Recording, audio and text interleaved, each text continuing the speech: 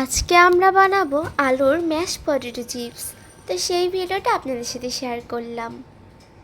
আলুর mash potato chips বানানোর জন্য এখানে নিয়েছি আলু সিদ্ধ, চালের গুঁড়ো, মরিচের গুঁড়ো, হলুদের গুঁড়ো, লবণ, কর্নফ্লাওয়ার, আদা বাটা, সয়া সস, স্টার সস। প্রথমে আলুটা ভালোভাবে চটকিয়ে নিয়ে এর মধ্যে আটাগুলো দিয়ে দিলাম। এবার হলুদের গুঁড়ো, মরিচের গুঁড়ো দিয়ে দিলাম, সাথে আদা রসুন বাটাও দিয়ে দিলাম, লবণও দিয়ে দিলাম।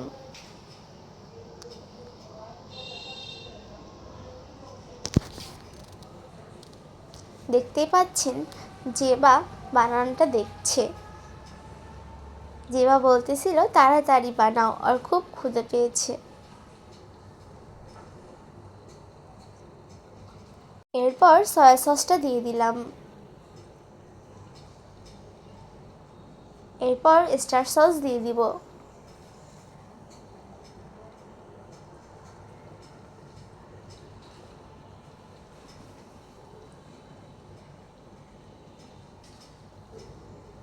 এখন কর্নফ্লাওয়ার দিয়ে দিব।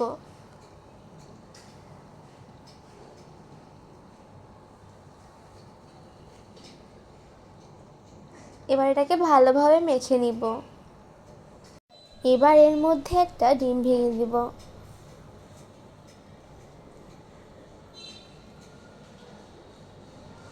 আবারও ভালোভাবে উপকরণগুলো ভালোভাবে মেখে নিলাম।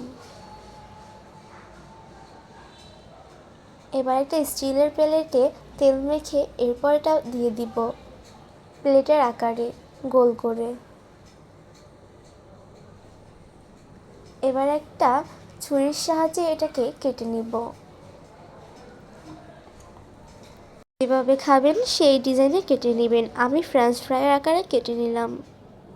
এরপর একটা কড়াইতে তেল দিয়ে দিলাম। এরপর এগুলো এক এক করে উঠিয়ে তেলের মধ্যে দিয়ে দিব। অবশ্যই এটা ডুবো তেলে ভাজতে হবে।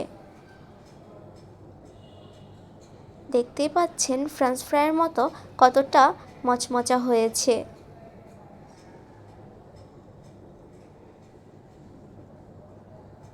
দেখতেই পাচ্ছেন পরিবারের সবাই একসাথে মিলে কত আনন্দ করে খাচ্ছে।